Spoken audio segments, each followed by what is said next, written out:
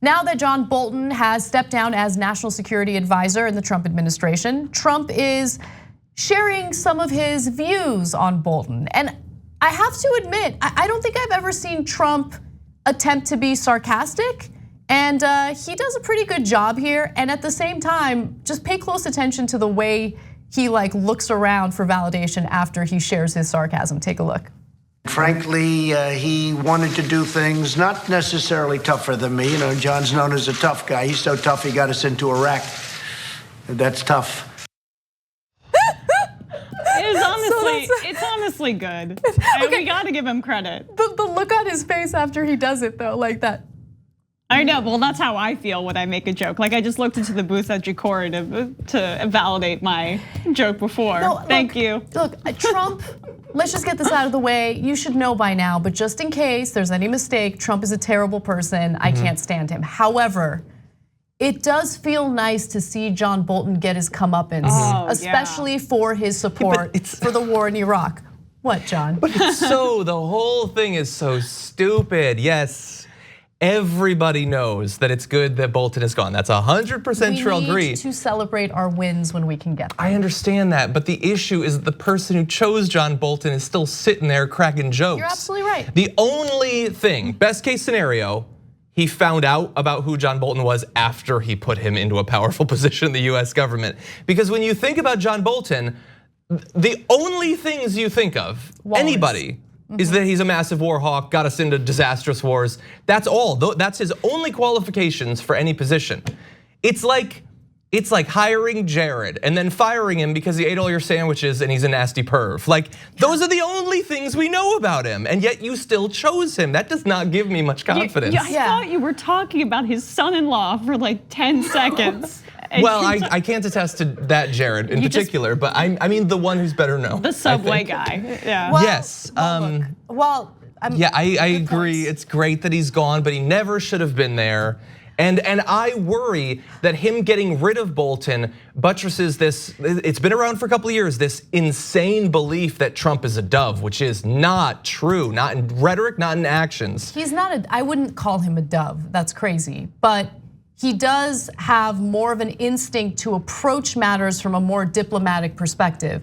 And that's a good thing. The main disagreement that he had with Bolton was the fact that Bolton was a hawk and he wanted to go in and invade North Korea. He wanted to invade Iran. There were significant disagreements there, and that's a good sign. Again, yes, Trump is a bad guy, and yes, I agree with the majority of your rant. But now that we've gotten the downer part of this story out of the way, let's go to the longer version of the video I showed you earlier because it's hilarious. John is somebody that I actually got along with very well. He made some very big mistakes. When he talked about the Libyan model for Kim Jong-un, that was not a good statement to make. You just take a look at what happened with Gaddafi. That was not a good statement to make. But we were set back very badly when John Bolton talked about the Libyan model, and he made a mistake. And as soon as he mentioned that, the Libyan model, what a disaster. Take a look at what happened to Gaddafi with the Libyan model. And he's using that to make a deal with North Korea. And I don't blame Kim Jong-un for what he said after that. And he wanted nothing to do with John Bolton. And that's not a question of being tough. That's a question of being not smart to say something like that. Okay, well, he said that in 2018, so why not fire him then? He said that in April 2018. So, I mean, I agree with Trump saying, we don't want Kim Jong-un to be sodomized with a bayonet in the way Gaddafi was. It was brutal what we did in Libya and what we agreed and the to aftermath do. And the aftermath and what we have done and destabilizing and putting our nose where we shouldn't be putting our nose and funding militant groups where we don't have a full understanding. Completely agree with him on that, but that is not the sophistication of his analysis for sure. So my issue is, one of the reasons I've tried to tamp down people's expectations whenever the issue of North Korea and meetings with them go up is not just because it's almost certainly not going to accomplish anything. Obviously, it'd be good if it did, but it's probably not going to. All the evidence points in that direction.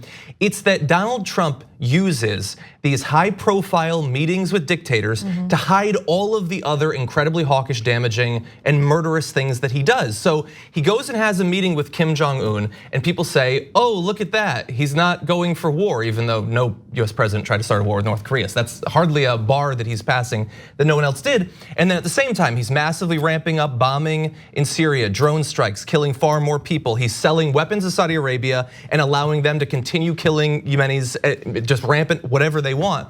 And so all of this that he's doing in these areas that aren't being watched as much are even more pushed into the shadows when he has a sit down with Kim Jong-un for a while. And it pretends that he's a diplomatic guy and a pro-peace guy when he's not. Yes, he does have meetings with some dictators. People are considered pro-peace when they're really not. Like, I get it, and it is frustrating. But look, at the same time, we have criticized him for his involvement with Saudi Arabia and that war in Yemen incessantly, and we will continue to do so. However, we were very close to following through with an airstrike on Iran. I don't know what led. Who okayed the airstrike? I know, I get it. Again, like the wins are so slim, John. So the fact that acknowledge that. The fact that he's too dumb to actually recognize the power of the national security apparatus and blob and military industrial complex. Like, it's not coming from an ideologically sound place, but it's coming from he's too stupid to see that apparatus place. That's fine with me, and he'll be impulsive in the right way. I'm gonna take it for right now. He doesn't deserve credit. I'm just gonna take the small win. It is a win that Bolton's gone. He is as hawkish as hawks can come, and I'm glad that he's gone. Again, this is just a small win, and we have to keep applying pressure. We need to apply pressure, especially to lawmakers, to do something. And I know they tried to pass that resolution. I know they tried to get us out of Yemen.